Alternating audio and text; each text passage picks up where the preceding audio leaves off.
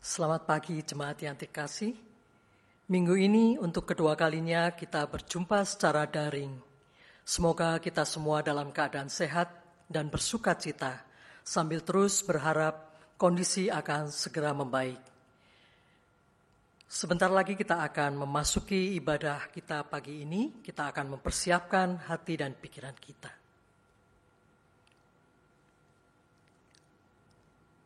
Kita akan menaikkan pujian dari Kidung Jemaat 191.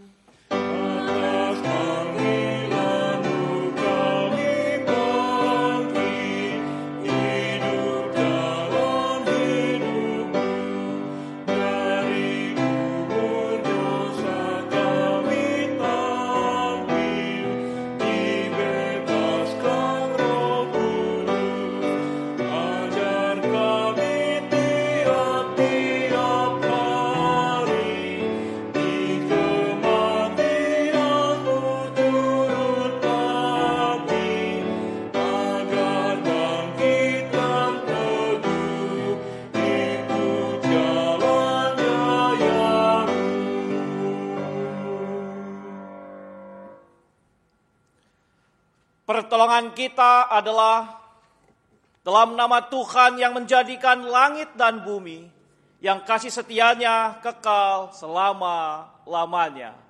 Amin.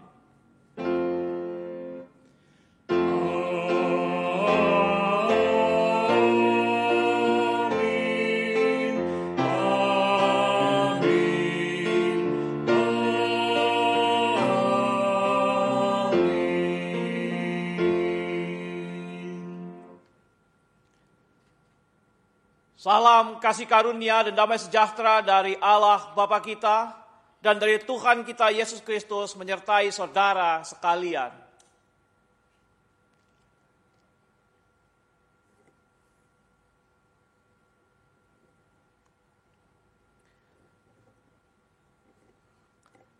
Tema kebaktian kita hari Minggu ini adalah tetaplah menyatakan kebenaran Kristus. Tetaplah menyatakan kebenaran Kristus ini menjadi sebuah semangat dan juga sekaligus tekad kita. Menyatakan kebenaran Kristus dalam hidup, dalam tutur kata, perbuatan, sehingga orang lain ketika melihat kita, mereka melihat Kristus. Injil Yohanes pasal yang ke-14 ayat yang ke-27 mengatakan demikian. Damai sejahtera ku tinggalkan bagimu, damai sejahtera ku berikan kepadamu. Dan apa yang ku berikan tidak seperti yang diberikan oleh dunia kepadamu. Janganlah gelisah dan gentar hatimu. Bapak Ibu saudara yang berkata Tuhan, ketika kita ingin menyatakan hidup seperti Kristus hidup, yang artinya melakukan seluruh kehendak Bapa, selalu ada tantangan yang datang. Tapi sekali lagi Tuhan Yesus sendiri mengatakan, jangan gelisah, jangan gentar, tetaplah selalu bersama denganku. Biarlah kita sungguh-sungguh merasakan pimpinan Tuhan itu, sehingga apapun yang terjadi kita tetap menyatakan kebenaran Kristus. Karena kita sudah disalibkan bersama dengan Kristus dan bangkit bersama dengan Kristus.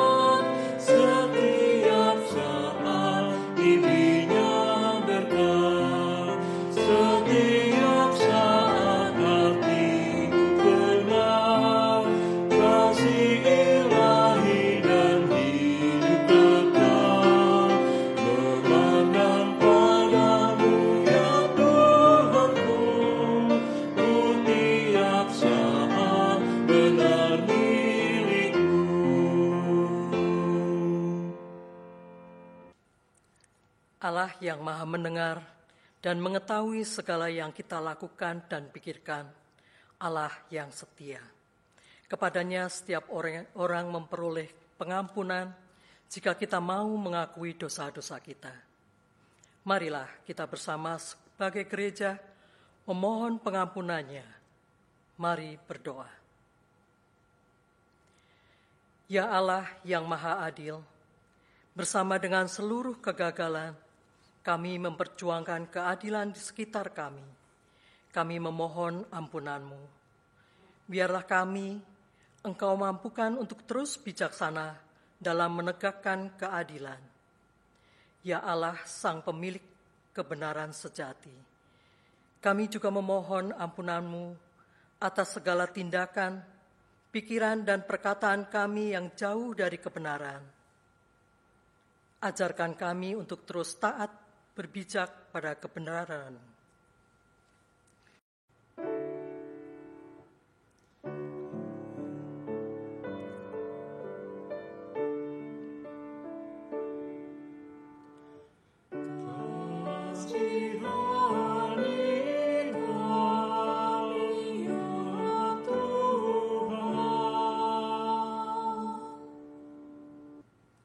Ya Tuhan, dengarkanlah seru doa kami. Di dalam nama Tuhan Yesus kami berdoa. Amin.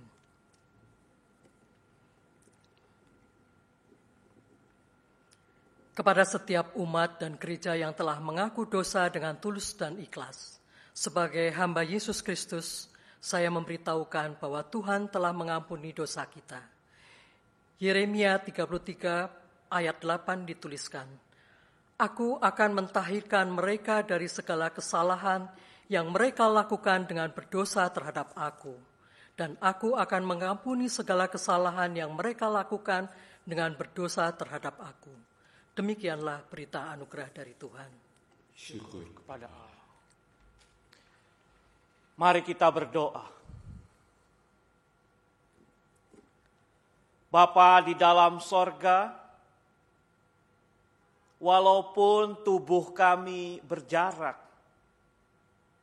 tetapi biarlah Engkau menyatukan hati kami ketika kami membaca firman-Mu. Ketika kami sungguh-sungguh mau memahami sabda-sabda-Mu. Roh-Mu yang kudus memampukan kami memahami kehendak-Mu ya Tuhan. Roh-Mu yang kudus memampukan hamba-Mu untuk menyampaikan firman seturut dengan kehendak-Mu. Dan Roh-Mu yang kudus memampukan kami, setiap orang yang mendengarkan sabda ilahi ini, untuk melakukan kehendak-Mu di dalam setiap langkah, tutur kata, hidup kami. Di dalam nama Tuhan Yesus Kristus, Sang Firman yang hidup, kami memohon. Amin.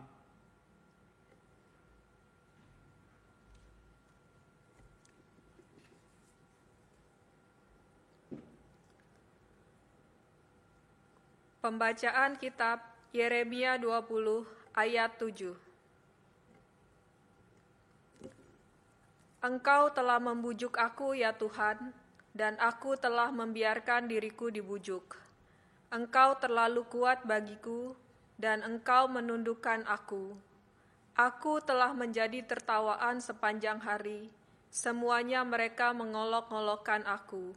Sebab setiap kali aku berbicara, terpaksa aku berteriak, terpaksa berseru, kelaliman, aniaya, sebab firman Tuhan telah menjadi celah dan cemooh bagiku sepanjang hari. Tetapi apabila aku berpikir, aku tidak mau mengingat Dia dan tidak mau mengucapkan firman lagi demi namanya, maka dalam hatiku ada sesuatu yang seperti api yang menyala-nyala, terkurung dalam tulang-tulangku.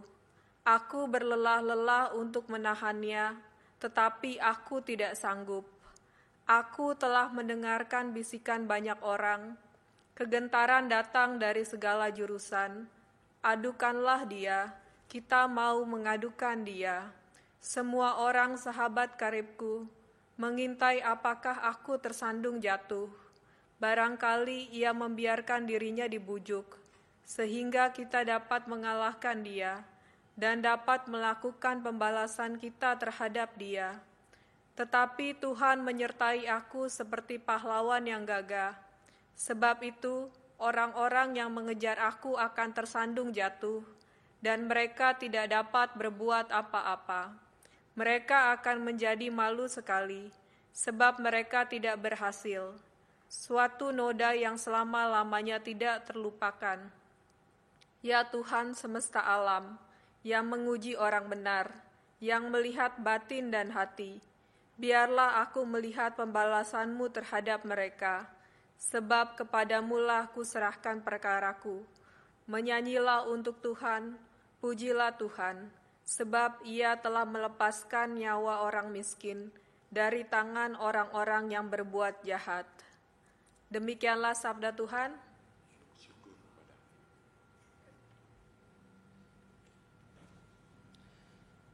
Pembacaan Mazmur 69, ayatnya yang ke-7. Janganlah mendapat malu oleh karena aku, orang-orang yang menantikan Engkau ya Tuhan, Allah semesta alam. Janganlah kena noda oleh karena aku, orang-orang yang mencari Engkau, ya Allah Israel. Sebab oleh karena Engkaulah aku menanggung celah, noda meliputi mukaku. Aku telah menjadi orang luar bagi saudara-saudaraku, orang asing bagi anak-anak ibuku. Sebab cinta untuk rumah-Mu menghanguskan aku, dan kata-kata yang mencela Engkau telah menimpa aku. Dilanjutkan ayat yang ke-16. Janganlah gelombang air menghanyutkan aku, atau tubir menelan aku, atau sumur menutup mulutnya di atasku. Jawablah aku ya Tuhan, sebab kasih setia-Mu baik. Berpalinglah kepadaku menurut rahmat-Mu yang besar. Janganlah sembunyikan wajah-Mu kepada hamba-Mu, sebab aku tersesat. Segeralah menjawab aku.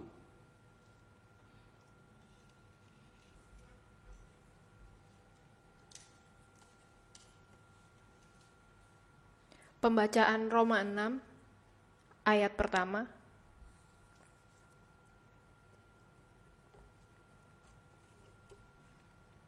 Jika demikian, apakah yang hendak kita katakan? Bolehkah kita bertekun dalam dosa, supaya semakin bertambah kasih karunia itu? Sekali-kali tidak. Bukankah kita telah mati bagi dosa? Bagaimanakah kita masih dapat hidup di dalamnya? Atau tidak tahukah kamu bahwa kita semua yang telah dibaptis dalam Kristus, telah dibaptis dalam kematiannya? Dengan demikian kita telah dikuburkan bersama-sama dengan Dia oleh baptisan dalam kematian, supaya sama seperti Kristus telah dibangkitkan dari antara orang mati oleh kemuliaan Bapa, demikian juga kita akan hidup dalam hidup yang baru.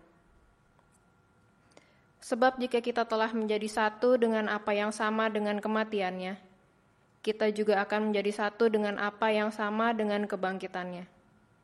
Karena kita tahu bahwa manusia lama kita telah turut disalibkan, supaya tubuh dosa kita hilang kuasanya, agar jangan kita menghambakan diri lagi kepada dosa.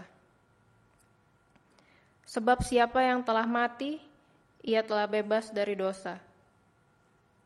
Jadi, jika kita telah mati dengan Kristus, kita percaya bahwa kita akan hidup juga dengan Dia. Karena kita tahu bahwa Kristus, sesudah Ia bangkit dari antara orang mati, tidak mati lagi. Maut tidak berkuasa lagi atas Dia.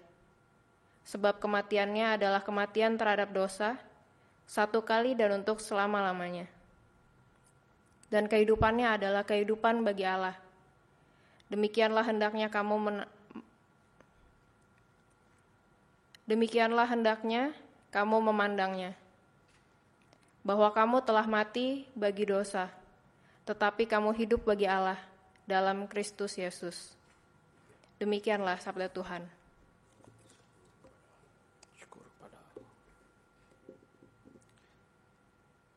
Inilah Injil Tuhan Yesus Kristus menurut Matius pasal yang ke-10 ayat 24 sampai 39.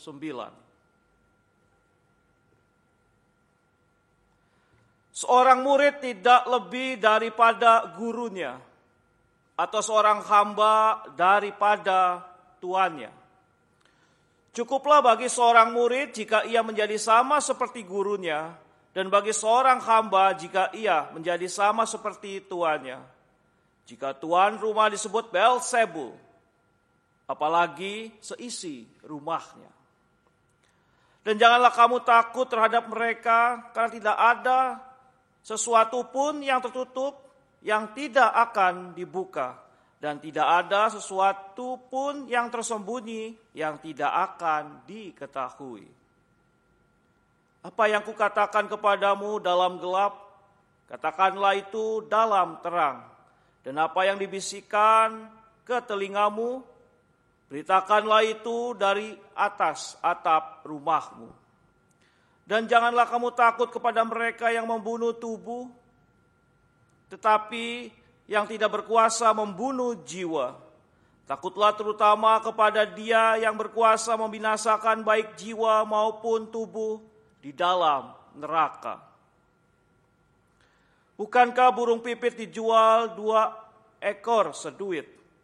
Namun seekor pun tidak daripadanya tidak akan jatuh ke bumi di luar kehendak Bapamu. Dan kamu, rambut kepalamu pun terhitung semuanya. Sebab itu janganlah kamu takut, karena kamu lebih berharga daripada banyak burung pipit. Setiap orang yang mengaku aku di depan manusia, aku juga akan mengakuinya di depan Bapa-Ku yang di sorga. Tetapi barang siapa menyangkal aku di depan manusia, aku juga akan menyangkalnya di depan Bapa-Ku yang di sorga. Jadi, jangan kau menyangka bahwa aku datang untuk membawa damai di atas bumi. Aku datang bukan untuk membawa damai, melainkan pedang. Sebab aku datang untuk memisahkan orang dari ayahnya, anak perempuan dari ibunya, menantu perempuan dari ibu mertuanya. Dan musuh orang ialah orang-orang seisi rumahnya. Barang siapa mengasihi bapa atau ibunya lebih daripadaku, ia tidak layak bagiku. Dan barang siapa mengasihi anaknya laki-laki atau perempuan lebih daripadaku, ia tidak layak bagiku. Barang siapa tidak memikul salibnya dan mengikut aku, ia tidak layak bagiku. Barang siapa mempertahankan nyawanya, ia akan kehilangan nyawanya. Dan barang siapa kehilangan nyawanya karena aku, ia akan memperolehnya. Demikianlah Injil Yesus Kristus. Berbahagialah mereka yang mendengarkan firman Tuhan dan yang memeliharanya. Haleluya.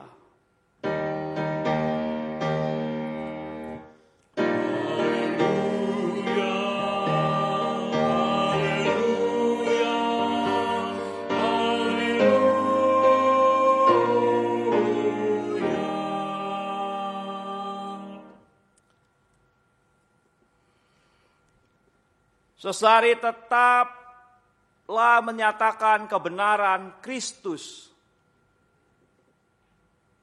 Kalau kita mencari barang, pasti kita mencari barang yang grade-nya itu, yang kualitasnya apa? Apa Tisha? Kalau mencari barang?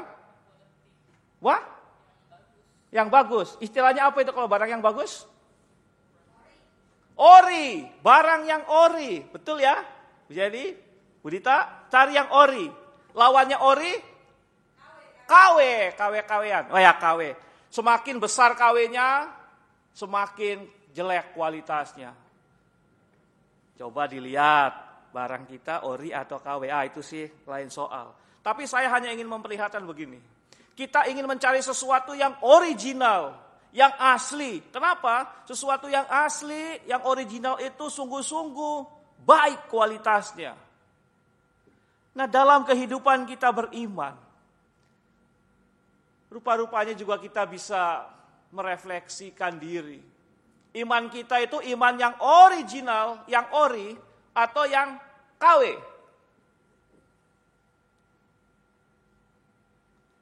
Hati-hati Bapak Ibu Saudari, kita harus melihat diri kita lebih jujur.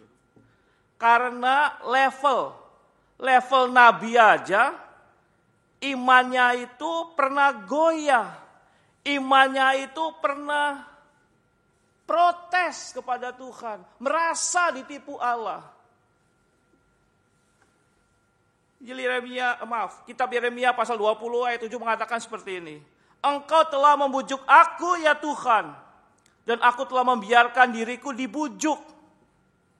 Karena engkau terlalu kuat bagiku dan engkau menundukkan aku. Masih ingat tentu bagaimana Yeremia dipanggil oleh Allah. Ayo Yeremia, engkau akan kujadikan alatku, engkau akan menjadi penyambung lidahku. Yeremia pertama bilang, aduh Tuhan, saya nggak pandai bicara. Lagian juga saya masih muda, saya nggak bisa apa-apa. Sementara umatmu itu ya besar sekali. Tuhan terus menguatkan Yeremia, bisa, kamu bisa, kamu bisa. Ya akhirnya, ya sudahlah Tuhan, oke deh. Mampukan aku akan menjadi hamba-Mu. Berjalan dengan waktu pelayanannya jatuh bangun. Sampai pada pasal yang ke-20 ayat yang ke-7 mengatakan bahwa Tuhan, Engkau telah membujuk aku. Aku kemakan lagi bujukanmu. Bapak Ibu sebagai Tuhan, selevel nabi aja bisa begitu. Maka kita harus hati-hati menjaga iman kita. Jatuh boleh, gentar boleh, tapi kita harus bangkit lagi. Maka agar iman kita sungguh-sungguh kokoh, sehingga kita sungguh-sungguh tetap menyatakan kebenaran Kristus, mari saya ajak kita untuk memperhatikan 3 hal tadi. Ori, O-R-I. Hal yang pertama, apa O-nya? Bapak Ibu, saudari berkait Tuhan, dimanapun berada, dan kita semua, apa yang ada dalam pikiran kita setiap saat, setiap waktu? Coba dites. Bapak Ibu yang di rumah, saudara-saudari juga jawab respon ya, langsung responnya. Bangun tidurku terus. Ya, masing-masing punya jawaban. Ada yang langsung mandi, ada yang langsung berdoa, apapun itu. Tetapi, buat Tuhan, bahwa seringkali orientasi kita itu tertuju langsung kepada kesibukanku, pergumulanku, permasalahanku. Oh, menakutkan sekali. Nah, beda dengan pemazmur. Dalam kesesakannya, dalam pergumulannya, pemazmur dengan segala sesuatu kekuatan yang punya, ia berkata seperti ini. Janganlah mendapat malu oleh karena aku orang-orang yang menantikan Engkau ya Tuhan Allah semesta alam. Janganlah karena noda dan karena aku orang-orang yang mencari Engkau ya Allah Israel. Aku ingin mencari Engkau, aku yakin padamu. Dan kini aku tahu bahwa di dalam segala sesuatu Engkau ada di dalam hidupku. Engkau selalu menyertai aku. Engkau selalu hadir dalam hidupku. Janganlah gelombang air menghanyutkan aku dan tubir menelan aku. Atau sumur menutup mulutnya di atas aku. Pemazmur yang dalam hal ini adalah Daud. Ia selalu mengorientasikan, mengarahkan hidupnya pada Allah. Maka hal yang pertama agar kita sungguh-sungguh tetap menyatakan kebenaran Kristus. Orientasikan hidup kita kepada Allah. Bahwa di dalam segala sesuatu kehidupan kita, Allah ada di dekat kita. Allah yang menguasai hidup kita. Ia tidak jauh dalam hidup kita. Realita yang ada bahwa Allah selalu hadir di tengah-tengah hidup kita. susah, senang, gembira, gagal, Allah ada. Nah, dalam situasi kita physical distancing ini, kita terpisah dengan saudara-saudara kita di luar kota, anak kita, jemaat, persekutuan kita, itu pun kita dieratkan oleh kasih Allah. Sampai-sampai pada ayat yang ke-10 pemazmur mengatakan seperti ini. Sebab cinta untuk rumahmu menghanguskan aku. Cinta untuk rumahmu menghanguskan aku. Pemazmur ingin selalu berada dalam rumah Tuhan. Seperti kita kan? Kita pengen cepat-cepat ibadah di gereja. Bertemu dengan sahabat-sahabat kita. Tapi hati-hati. Harus tetap memperhatikan situasi yang ada. Lihat perkembangan situasi yang ada. Gereja juga harus bijak. Jemaat juga harus bijak. Menjaga diri agar ketika kita nanti bertemu kembali secara tubuh. Sungguh memberikan dampak yang sukacita, lebih erat, lebih hangat, lebih sehat. Jadi apapun yang terjadi, orientasikan hidup kita, arahkan, fokuskan hidup kita kepada Tuhan. Bahwa dalam segala sesuatu yang terjadi, sungguh, Allah selalu menyertai kita. Dan kalau kita sungguh-sungguh mengorientasikan hidup kita pada Tuhan, maka hal yang kedua, R. Demikianlah hendaknya kamu memandangnya bahwa kamu telah mati bagi dosa, tetapi kamu hidup bagi Allah dalam Kristus. Kalau Allah sungguh-sungguh hadir dan kita selalu mengarahkan hati kita pada Allah, maka kita dengan segala kerendahan hati akan melihat, Tuhan, apapun yang terjadi aku ingin ikut Engkau. Apapun yang terjadi aku ingin memanggul salibku.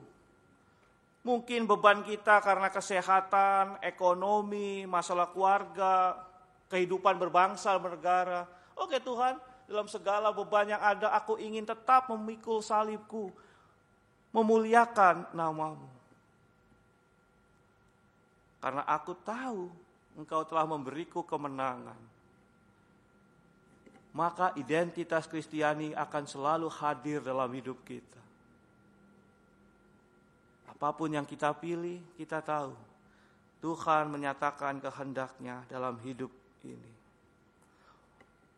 Maka identitas Kristiani kita bukan hanya nempel pada kartu tanda penduduk, atau kita tidak hanya ingat ketika kita setiap kali mengisi formulir, entah formulir apapun itu yang ada kolom agama. Tetapi setiap saat. Dan ini menjadi sebuah jiwa kita. Rasul Paulus sebagai, tahulah siapa masa lalu Rasul Paulus. Tetapi setelah ia hidup menjadi hamba Tuhan, ia melupakan apa yang ada di belakang dan dia selalu mengarahkan hidupnya untuk selalu memuliakan Kristus. Bagaimana dengan kita? Maka ayo rayakan hidup di dalam Kristus. Kita memahami kehendak Kristus, memuliakan Kristus, dan mengagungkan kehidupan kita sebagai pengikut Kristus. Kita telah mati dan hidup bersama dengan Kristus. Mati bagi dosa-dosa kita artinya bahwa kuasa maut tidak bisa menguasai kita lagi. Dan kita bisa mengalahkan kuasa dosa itu. Dan kalau sungguh-sungguh kita berjuang untuk mengalahkan kuasa dosa, maka kita memilih kehendak-kehendak Tuhan nyata dalam tutur kata kehidupan kita. Orientasikan pandangan hidup kita pada Allah, membuat kita akan selalu merayakan hidup dalam kehendak Kristus. Maka hal yang ketiga, I. Apa ini? Bapak Ibu sesuai Tuhan, pada bacaan Injil Matius yang kita perhatikan. Ayat yang ke-38, 39. Barang siapa tidak memikul salibnya dan mengikut aku, ia tidak layak bagiku. Barang siapa mempertahankan nyawanya, ia kehilangan nyawanya. Dan barang siapa kehilangan nyawanya karena aku, ia akan memperolehnya. Saya ulangi, kalimat ini menarik buat saya pribadi. Barang siapa kehilangan nyawanya karena egoisme saya, karena ketamakan saya, karena kebebalan saya, ayat ini tidak bisa disambung. Ia akan memperolehnya. Oh ya tentu. Karena tidak setia, karena tamak, oh ia akan kehilangan nyawanya, kehilangan kehidupannya. Tetapi karena kalau tetap setia, tetap jujur karena Tuhan, ayat ini berkata, anugerah bagi kita semua. Kita akan memperolehnya. Nama Tuhan, ayo. Kita sungguh-sungguh memiliki integritas iman Kristen. Integritas adalah seluruh tekad usaha untuk menjadikan seluruh hidup kita sebagai kitab yang terbuka. Agar setiap orang yang melihat kita, ia membaca, ia melihat Kristus hadir dalam hidupku. Nah ini susahnya, Tuhan. Kita harus sungguh-sungguh menjaga integritas kita. Pikul salib, apapun yang terjadi. Untuk menjaga integritas, saya ingin menggambarkan hidup ini seperti gula. Gula. Tentu banyak yang suka kopi di sini. Kalau kopinya kepahitan, kopinya terlalu pahit, siapa yang disalahin? Kurang apa? Kurang gula, kan? Aduh kurang gula nih. Gula yang disalahin, kurang gulanya. Tambahin gula. Setelah ditambahin gula, lalu diicip. Siapa yang dipuji? Oh enak sekali gulanya. Enggak toh? Enak sekali kopinya. Gulanya dilupakan. Padahal tadi gula dimarahin karena kurang gula, kopinya enggak enak. Setelah ditambah gula, manisnya disukai, gulanya dilupakan, kopinya yang dipuji. Integritas itu terjadi bukan karena orang hanya memuji kita, tetapi kita tetap menyatakan kehidupan kita, tugas kita, fungsi kita sebagai suami, sebagai istri, sebagai pendeta, sebagai penatua, sebagai umat. Terlebih-lebih dalam kehidupan kita yang sedang menghadapi situasi yang kurang nyaman ini. Kita tetap menjaga identitas iman Kristen dalam hidup kita. Ayo pikul salib. Setiap keluarga, setiap pribadi punya salib masing-masing. Dan kita sungguh-sungguh menjadi pribadi-pribadi yang original. O-R-I. Kalau kita sungguh-sungguh menjaga identitas iman Kristen kita. Karena dimanapun kita berada, sungguh. Kita tetap menyatakan kebenaran Kristus. Umat Tuhan, selamat menjadi pribadi-pribadi yang original di dalam kebenaran Kristus. Amin.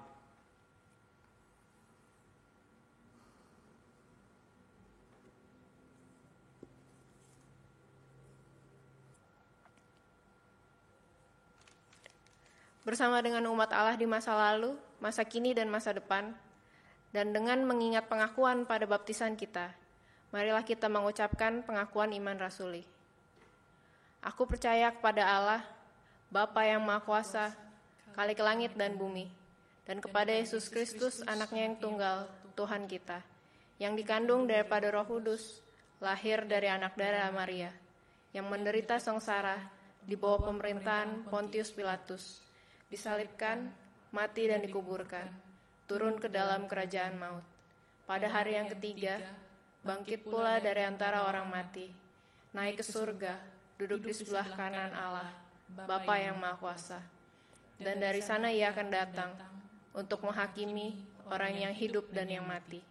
Aku percaya kepada Roh Kudus, gereja yang kudus dan am, persekutuan orang kudus, pengampunan dosa, kebangkitan orang mati, dan hidup yang kekal.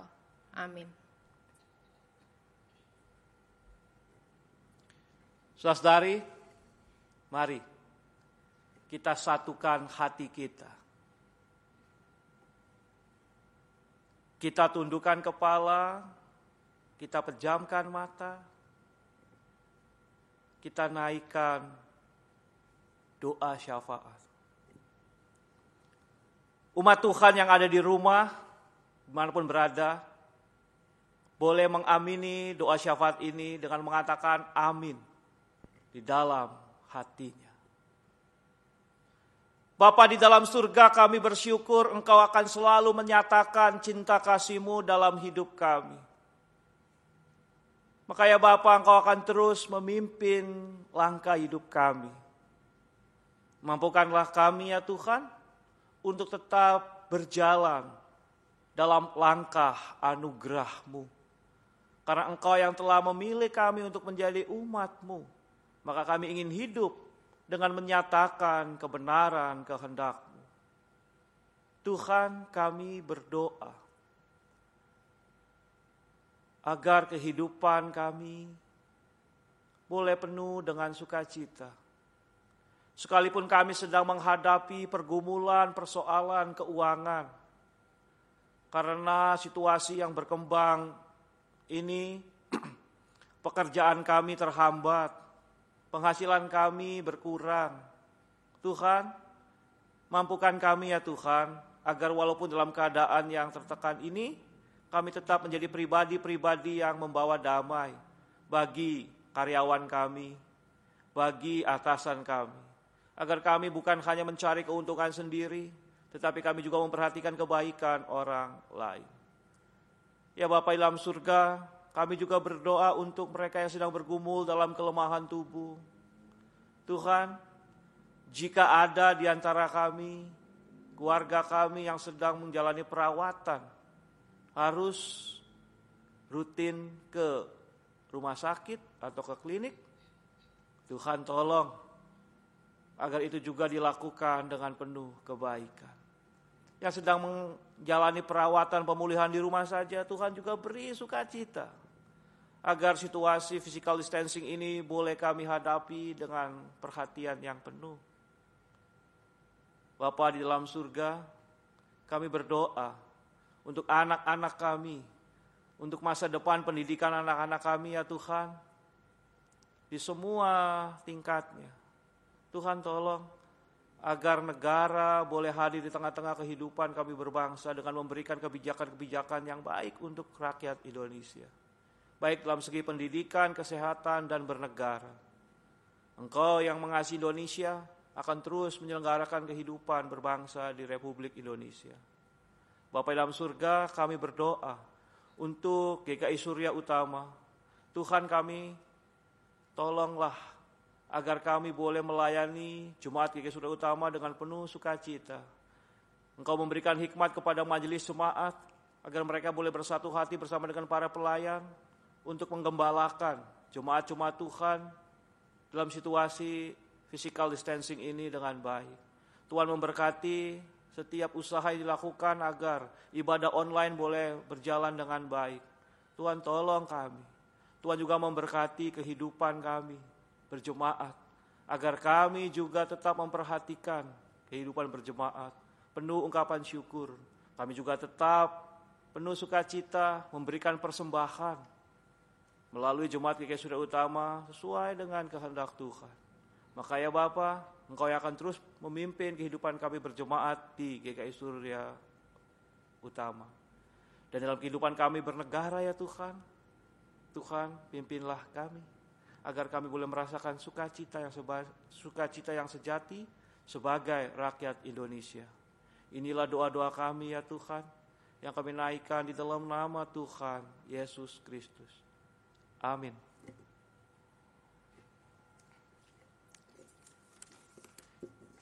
Kasih Allah kepada dunia ini terwujud dalam pemberian diri melalui kehadiran Yesus di tengah-tengah dunia. Yesus memberikan seluruh kehidupannya, sehingga karya Allah nyata dalam kehidupan kita. Dengan mengingat akan hal itu, marilah kita memberikan hidup kita untuk terus melayaninya, sehingga karya kasihnya nyata bagi dunia ini. Saat ini kita tidak bisa memberikan persembahan secara langsung karena keterbatasan tatap muka kita. Persembahan dapat tetap kita berikan melalui transfer langsung ke rekening gereja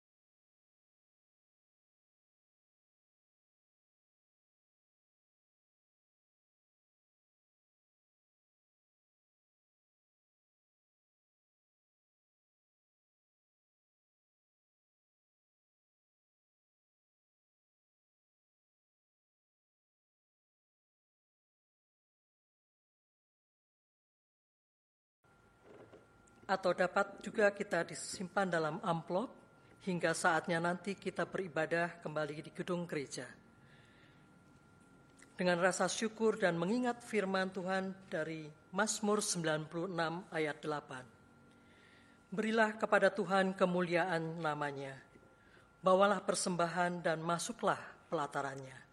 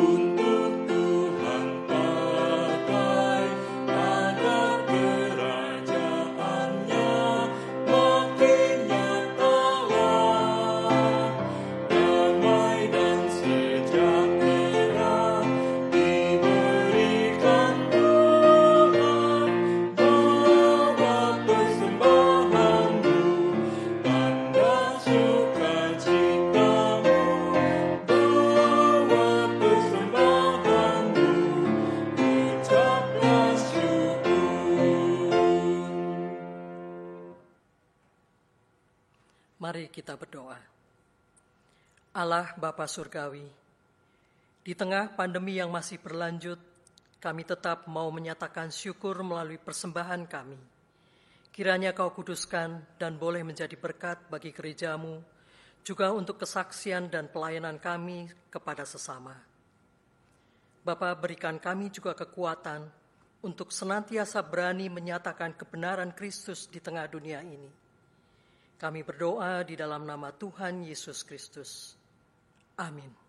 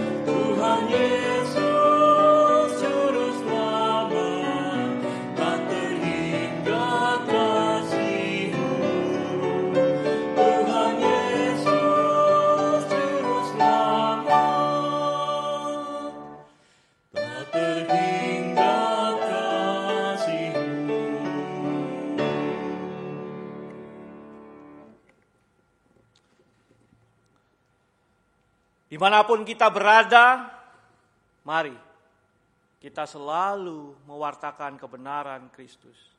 Udah kita selalu arahkanlah hatimu kepada Tuhan. Jadilah saksi Kristus. Terpujilah Tuhan. Dan terimalah berkat Tuhan. Tuhan memberkati engkau dan melindungi engkau. Tuhan nyari engkau dengan wajah-Nya dan beri engkau kasih karunia. Tuhan menghadapkan wajah-Nya kepadamu dan memberi engkau damai sejahtera. Amin.